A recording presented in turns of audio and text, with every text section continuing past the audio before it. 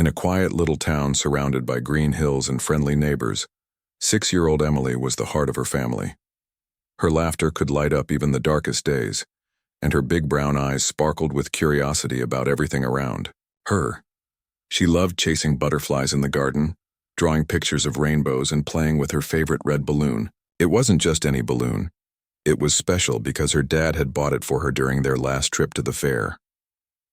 One rainy afternoon, the skies turned gray, and droplets began tapping against the windows like tiny fingers knocking to come inside.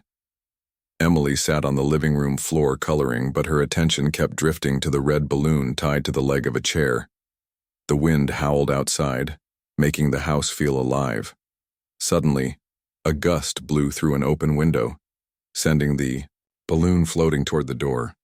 Before her mom could stop her, Emily jumped up and ran after it, giggling as if it were a game. Her mom called out, "Emily, wait! Don't go outside." But the little girl didn't listen.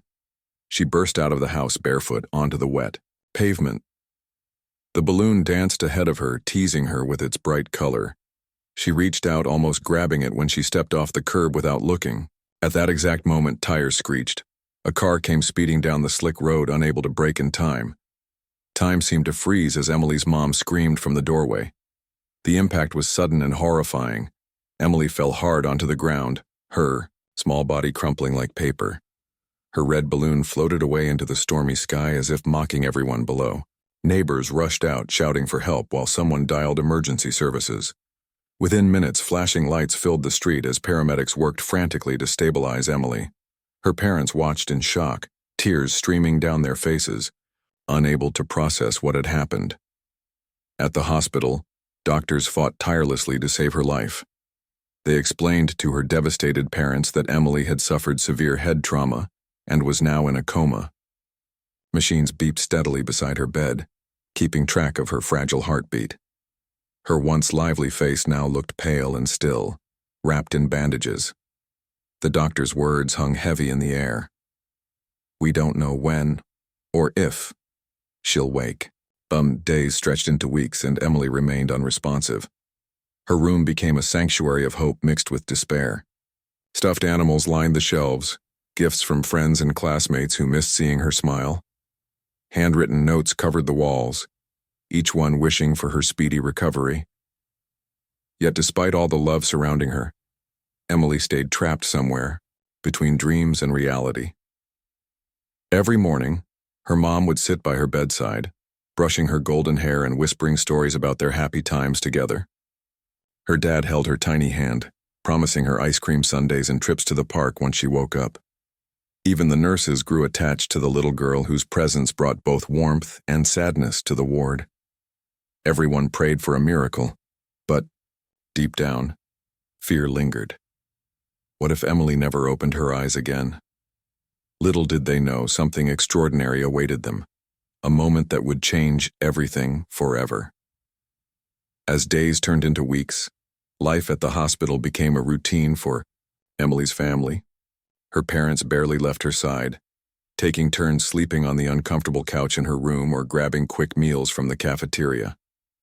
They refused to give up hope, even when the doctors gently reminded them that comas could last months or, sometimes, never end. For Emily's mom, Sarah, every beep of the heart monitor was both a relief and a reminder of how fragile her daughter's condition was. For her dad, Michael, each sunrise brought a fresh wave of determination to stay strong. For his wife and their little girl, the nurses grew fond of Emily too. She wasn't just another patient. She was the bright-eyed child who used to giggle as they wheeled carts past her room. Now her silence felt unnatural, like a melody missing its tune. To keep her spirits alive, they decorated her room with colorful drawings made by schoolchildren and hung strings of fairy lights along the walls. Every day, someone would bring her a new stuffed animal, a teddy bear wearing a nurse's hat, a fluffy bunny holding a heart-shaped pillow, or a lion with a crown that read, "Brave." The gifts piled up around her bed, creating a small fortress of love. Sarah spent hours reading bedtime stories to Emily, even though she knew her daughter couldn't hear her. Once upon a time, she'd begin, her voice soft but steady, there was a brave princess who went on an adventure, Sometimes tears choked her words, but she always finished the story. Michael tried to distract himself by talking about silly things like how their dog, Max, had chewed up one of his socks or how he burned toast that morning. He hoped maybe, just maybe, some part of Emily could sense their presence and feel safe. Visitors came often. Friends, teachers, and neighbors stopped by to leave cards or sit quietly beside Emily's bed. One day, her best friend Lily brought a jar filled with origami stars. "I folded these for you," she said shyly, placing it on the bedside table. "Mom helped me make 100. That's supposed to grant a wish, right?" Sarah hugged the little girl tightly, grateful for such innocence and kindness. But not all moments were filled with warmth. There were nights when Sarah lay awake staring at the ceiling, wondering if Emily would ever wake up. What if this was it? What if her baby girl stayed asleep forever? Guilt gnawed at her. She should have stopped Emily from running outside that day. Why hadn't she been quicker? Michael noticed the dark circles under her eyes and tried to comfort her. "We can't think like that," he whispered. "She's fighting. We have to believe." Even the nurses struggled with their emotions. Clara, the night nurse, often lingered in Emily's room longer than necessary. She'd adjust the blankets, smooth Emily's hair, or simply hold her hand for a few minutes. Something about the little girl tugged at her heartstrings. On particularly quiet nights, Clara found herself humming lullabies, hoping the gentle melodies might reach Emily wherever she was. Despite everyone's efforts, there was no change. Weeks stretched into months, and the initial flurry of hope began to fade. The doctor's updates grew shorter, their expressions more guarded. Machines still beeped, monitors still blinked, but Emily remained still, her chest rising and falling, rhythmically beneath the covers. It was as if she existed in a world far beyond theirs, unreachable and unknown. Yet, amidst the uncertainty, one thing remained constant: love. Love poured into that room daily, filling every corner, wrapping itself around Emily like a protective shield. Though she didn't stir, those who cared for her refused to let despair take over. They clung to the belief that miracles happened, even if they seemed impossible. And then, one ordinary evening, something extraordinary occurred, something so unexpected that it sent shockwaves through the entire hospital. No one saw it coming. Not the doctors, not the nurses, and certainly not Emily's parents, but in that moment everything changed. It was a quiet, uneventful evening at the hospital. The corridors were dimly lit, and the usual hum of activity had settled into a calm silence. Most patients were asleep, their rooms bathed in soft light from bedside lamps. Clara, the night nurse, moved quietly through the halls with her clipboard, checking on each room to ensure everything was in order. When she reached Emily's room, she paused for a moment, as she always did before stepping inside. The little girl lay motionless under the crisp white sheets, her face pale but peaceful. The rhythmic beeping of the heart monitor filled the air, steady and reassuring. Clara adjusted the blanket around Emily, tucking it gently under her chin. She glanced at the stuffed animals lined up like silent guardians on the shelves and smiled faintly. "Good night, sweetheart," she whispered, turning to leave. But just as Clara placed her hand on the doorknob, something stopped her. A faint sound, a barely audible sniffle, caught her attention. Her heart skipped a beat. Turning back, she saw Emily's eyes flutter open. For a moment, Clara froze, her mind struggling to process what she was seeing. After months of stillness, Emily was awake. Clara rushed to the bed, her pulse racing. "Emily, can you hear me?" she asked softly, leaning closer. But instead of responding, Emily stared blankly at the ceiling, tears streaming silently down her cheeks. Panic gripped Clara. Was this normal? Should she call a doctor? Before she could decide, Emily's lips parted and she whispered 5 words so softly that Clara almost missed them. "They're still here. They won't leave." The room seemed to grow colder. Clara felt goosebumps rise on her arms as she stared at the little girl. "Who's still here, Emily?" she asked, trying to keep her voice calm despite the unease creeping over her. But Emily didn't answer. Instead, she clutched the edge of her blanket tightly, her tiny knuckles turning white.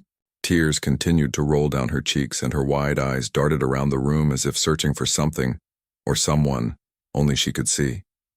Clara's mind raced. Was Emily disoriented, confused, or was there something more going on? She pressed the call button for assistance, her hands trembling slightly. Within moments, another nurse arrived, followed by Dr. Patel, who had been on duty that night. They examined Emily quickly, checking her vitals and ensuring she wasn't in distress. Physically, she seemed fine. Her heartbeat was strong and her breathing was steady, but emotionally she appeared terrified. "What did she say?" Dr. Patel asked Clara, his brow furrowed. Clara hesitated, unsure how to explain. She said, "They're still here. They won't leave." Her voice wavered slightly as she spoke the words aloud. Dr. Patel frowned, glancing at Emily. "Did she mention who they are?" Clara shook her head. "No. And when I asked, she didn't respond." The doctor exchanged a concerned look with the other nurse. "Let's monitor her closely tonight," he said finally. "If anything changes, we'll act immediately." As the others left the room, Clara lingered behind, unable to shake the feeling that something wasn't right.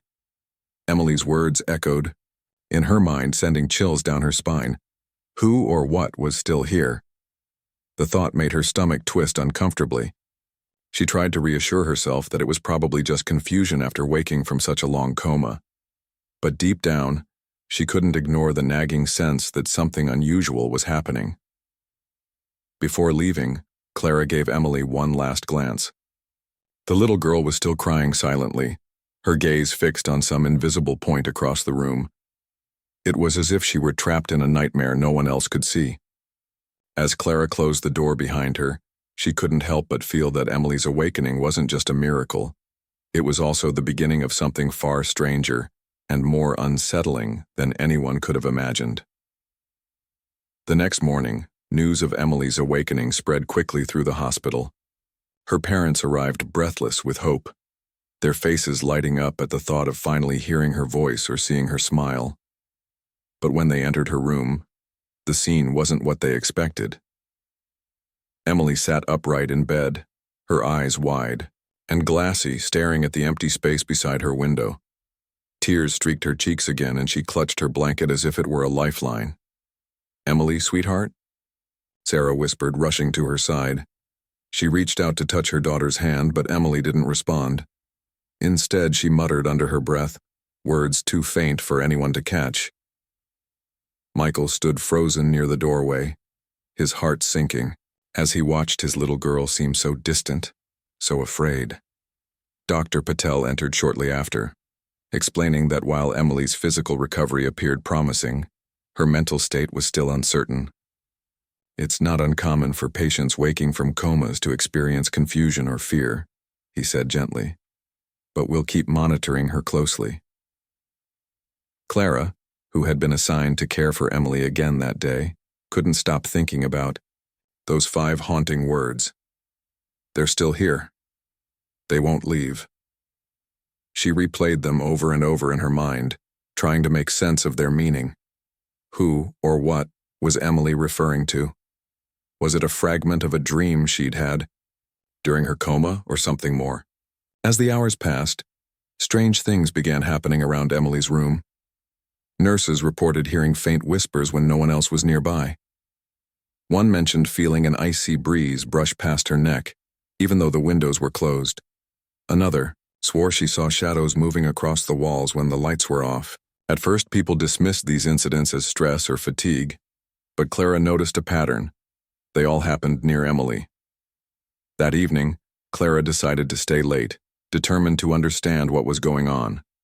She sat by Emily's bedside, pretending to update charts while keeping a close eye on the little girl. Emily hadn't spoken much since waking, but her behavior grew increasingly unsettling. She would suddenly stiffen, her gaze locking onto corners of the room where nothing seemed to be. Sometimes she'd whisper softly, her tone pleading as if talking to someone invisible. Around midnight, Clara heard it, a low, raspy voice coming from nowhere and everywhere at once. It sent chills down her spine. The voice repeated the same phrase over and over, "Help us." Terrified, Clara stood up, scanning the room for its source. There was no one there. Emily stirred in her sleep, whimpering softly. Clara debated calling for help, but hesitated. What could she say? That she heard voices? They'd think she was losing her mind. Then, just as suddenly as it started, the whispering stopped. Silence fell heavy in the room. Clara let out a shaky breath, her hands trembling as she picked up her clipboard. As she turned toward the door, she caught sight of something in the corner of her eye. A shadowy figure standing near Emily's bed. It looked like a child, small and translucent before vanishing completely. Clara stumbled back, clutching the edge of the table to steady herself. Her mind raced. Had she imagined it? No, that couldn't be possible. She glanced at Emily, whose face was now calm, almost peaceful, as if she hadn't noticed anything unusual. But Clara knew better. Something, or someone, was haunting this room. Over the next few days, similar incidents continued. Lights flickered without explanation, machines beeped erratically, and nurses reported fleeting glimpses of figures lurking in the hallway outside Emily's room. Each time, Clara felt the weight of unanswered questions pressing down on her. Who were these people Emily kept referring to? And why did they seem tied to her? One night, unable to sleep, Clara pulled up old records about the hospital's history on her computer. She needed answers. And soon. Whatever was happening, it was clear that Emily wasn't simply confused or disoriented. Something far deeper, far darker, was unfolding. And as the pieces slowly came together, Clara realized that uncovering the truth might be the only way to save Emily, and perhaps herself, from whatever lingered in the shadows. Clara's late-night research led her down a rabbit hole she hadn't anticipated. As she scrolled through old newspaper clippings and archived documents about the hospital, one story stood out, a tragedy that had occurred decades earlier. The hospital had been built on land once used for a narrow country road bordered by steep cliffs and dense woods. One fateful winter morning, a school bus carrying children home from a field trip lost control on the icy road. It skidded off the edge, plunging into the river below. All 24 passengers, 22 children and 2 adults, perished in the freezing water. Their bodies were recovered days later, but due to bureaucratic errors and miscommunication, some families never claimed their loved ones. Those unclaimed victims were buried in unmarked graves scattered across different cemeteries. The discovery sent chills down Clara's spine. Could this be connected to Emily's words?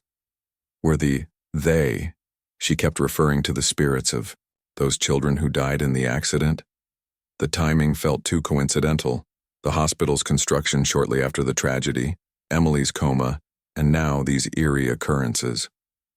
Determined to find answers, Clara printed out everything she could find and brought it to work the next day, hiding the papers in her locker until she could speak to someone trustworthy. That evening, Clara confided in Mark, a local paranormal investigator known for his calm demeanor and logical approach. Though skeptical at first, Mark agreed to visit the hospital after hearing Clara's story. He listened intently as she described the whispers, the shadows, and Emily's cryptic warnings. His expression grew serious when she showed him the articles about the bus crash. "This is heavy stuff," he admitted. "If there's any truth to what you're saying, we need to figure out how to help these spirits move on." Together, they set up cameras and audio recorders in Emily's room under the guise of routine equipment checks. Clara convinced the staff that the devices were part of a new monitoring system being tested. No one questioned her, not even Dr. Patel, who had grown accustomed to Clara's dedication to her patients. That night, the atmosphere in the hospital felt heavier than usual. The air was thick, almost suffocating, and an unnatural quiet settled over the ward. Clara stayed close to Emily's room, occasionally glancing at the monitors. Around 2 a.m., the cameras captured something chilling, faint outlines of figures hovering near Emily's bed. On the audio feed, voices murmured indistinctly, growing louder and more urgent. One voice stood out clearly. "Bring us home." Mark reviewed the footage with wide eyes.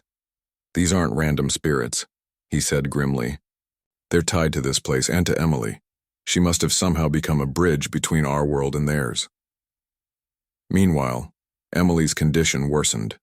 Her energy seemed drained, her skin paler than before. She barely reacted to her parents' visits, her gaze distant and hollow.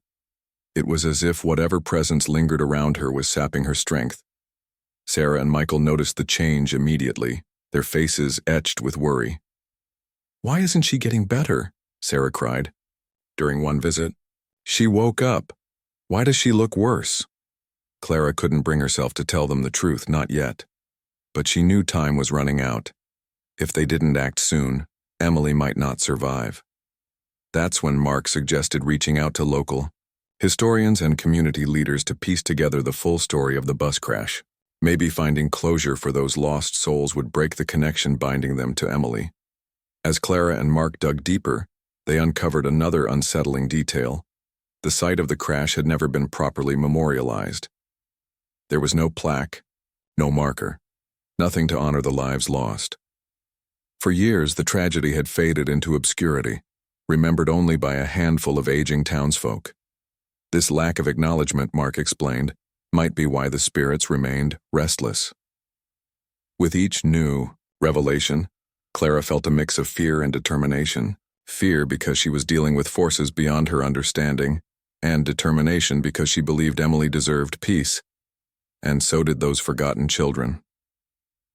Together, Clara and Mark began planning a way to give the spirits what they wanted: recognition, remembrance, and a chance to rest. But as they prepared for the next steps, Clara couldn't shake the feeling that the spirits were watching, waiting, and growing impatient. Clara and Mark knew they had to act quickly. The more time passed, the weaker Emily became, and the stronger the presence in her room seemed to grow. Shadows moved faster now, flickering across walls like restless whispers. The cameras captured ghostly figures standing closer to Emily's bed each night, their forms clearer than before. Some appeared as children, clutching tattered backpacks or holding hands, while others looked older, their faces etched with sorrow. It was as if they were pleading for help, their silent cries echoing through the room. Mark suggested organizing a memorial service at the site of the bus crash, a way to honor the victims and give them closure. "Spirits often linger because they feel forgotten," he explained.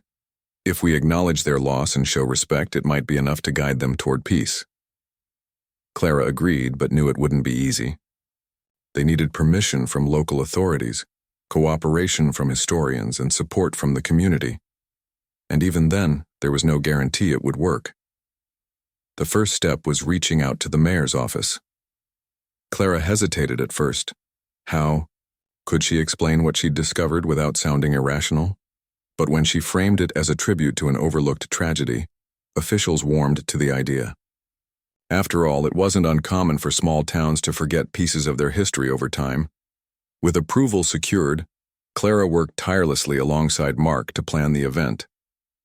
Flyers were printed, inviting anyone connected to the crash or simply interested in remembering its victims to attend. A local pastor agreed to lead the ceremony, offering prayers and words of comfort. Meanwhile, strange occurrences continued at the hospital. Nurses reported seeing shadowy figures wandering the halls late at night, their footsteps soft but unmistakable.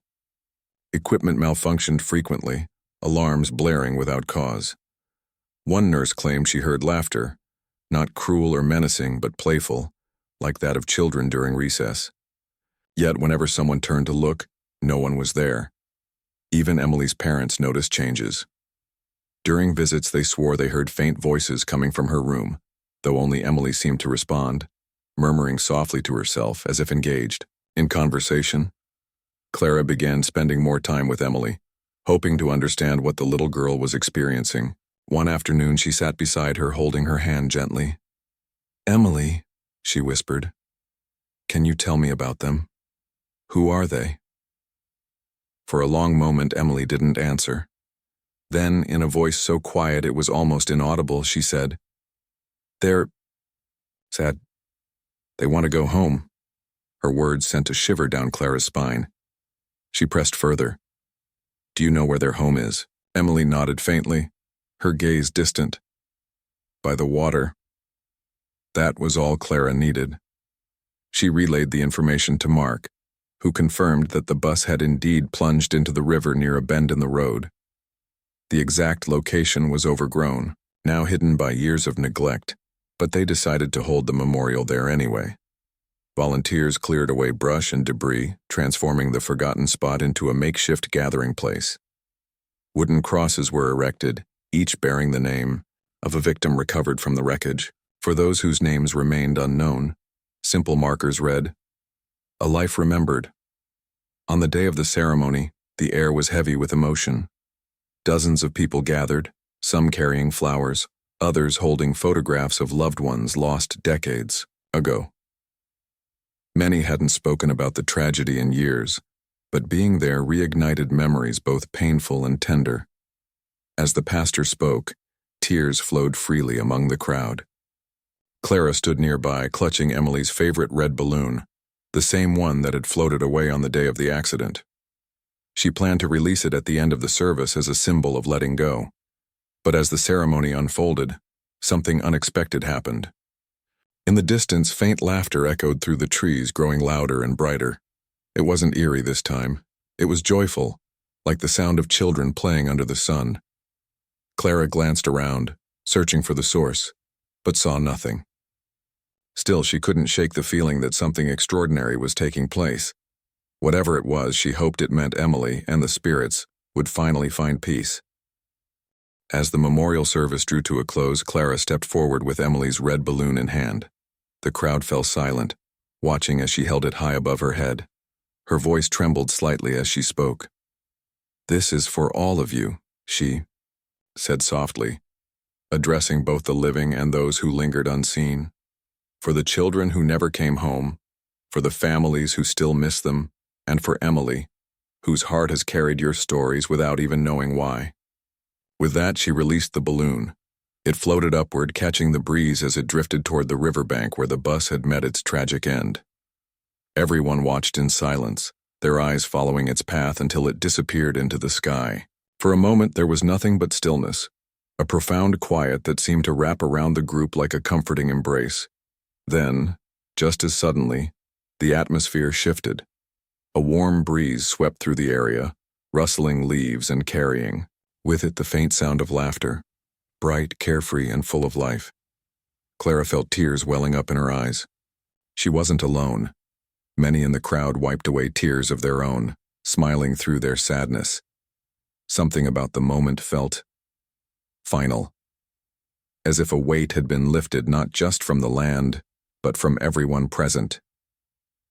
Mark stood nearby, his arms crossed, nodding slowly.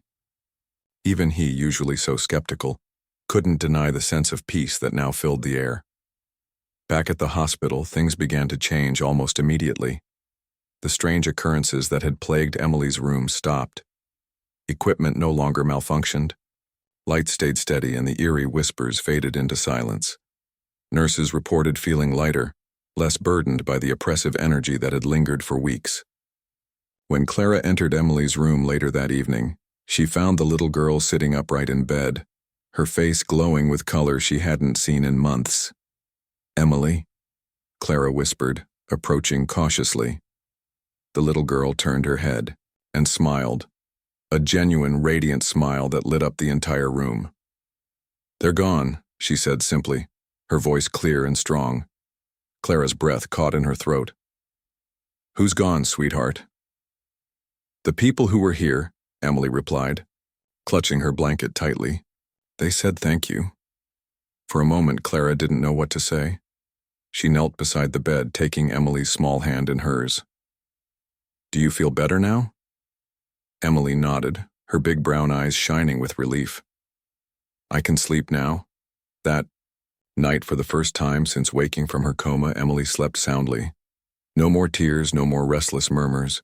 Her parents, Sarah and Michael, arrived early the next morning to find her awake and alert, asking for breakfast and chatting animatedly about rainbows and butterflies. It was as if the shadow that had clung to her had finally vanished. Word spread quickly among the hospital staff.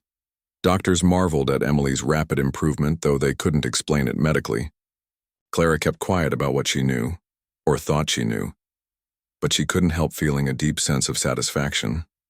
Whatever force had been holding Emily back had been released, thanks to the efforts of everyone involved.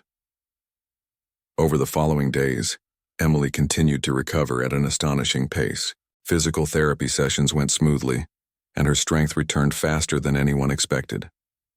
By the end of the week, doctors declared her well enough to go home.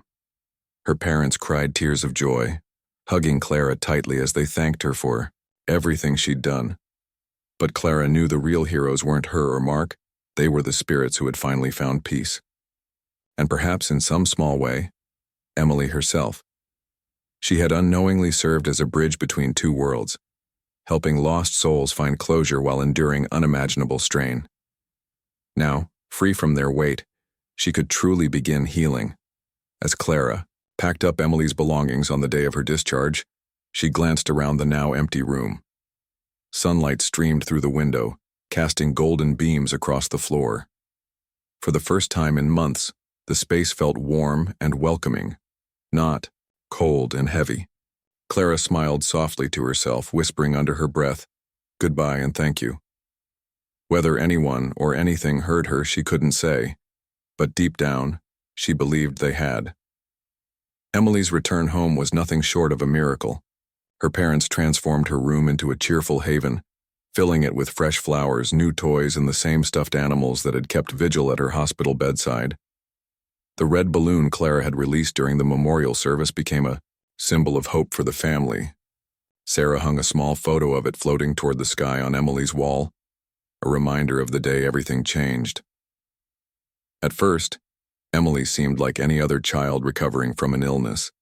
She laughed, played, and asked endless questions about the world outside her window. But there were moments when she'd pause mid-play, her gaze drifting to some unseen point in the distance. During these times, Sarah or Michael would gently call her name, snapping her back to reality. "What are you looking at, sweetheart?" they'd ask. Emily would simply shrug and smile. "Nothing," she'd say. Yet deep down, her parents couldn't help but wonder if part of her still felt connected to the spirits she'd helped set free. Clara visited often, bringing updates from the hospital and checking on Emily's progress. Each time she marveled at how much healthier and happier the little girl looked. Gone was the frail, frightened child who had once lain silently in a coma. In her place stood a vibrant, curious girl full of life.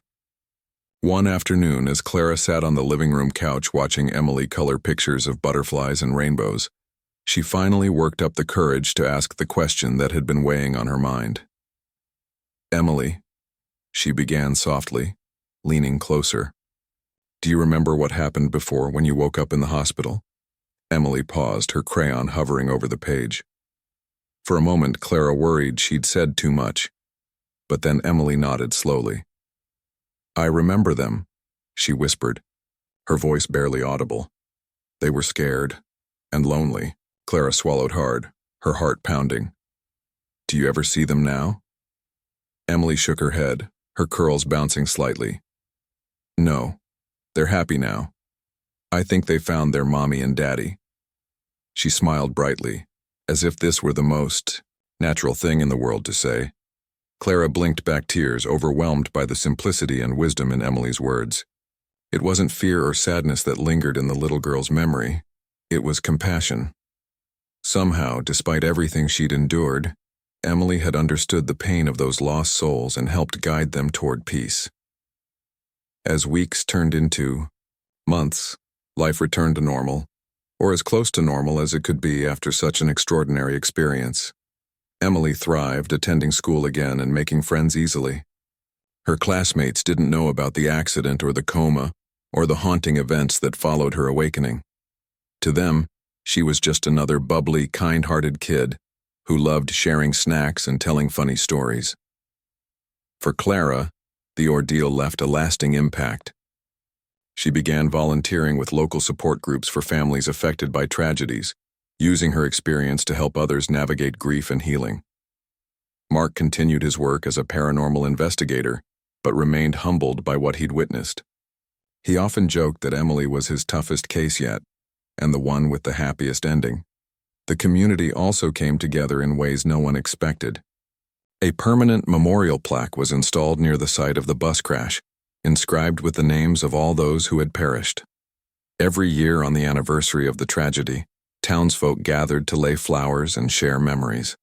It became a tradition, a way to ensure that the forgotten children were never truly forgotten again. Years later, Emily grew into a bright, compassionate young woman. Though she rarely spoke about the details of her coma or the mysterious events that followed, she carried the lessons she'd learned with her always, that love transcends even the darkest moments and that sometimes the smallest acts of kindness can bring light to those trapped in the shadows. And though no one could prove it, many believed that the spirits of the lost children watched over Emily, grateful for the role she'd played in their journey home. After all, miracles don't always come with explanations, they simply happen. And in Emily's case, hers had touched not just her own life, but the lives of everyone lucky enough to witness it.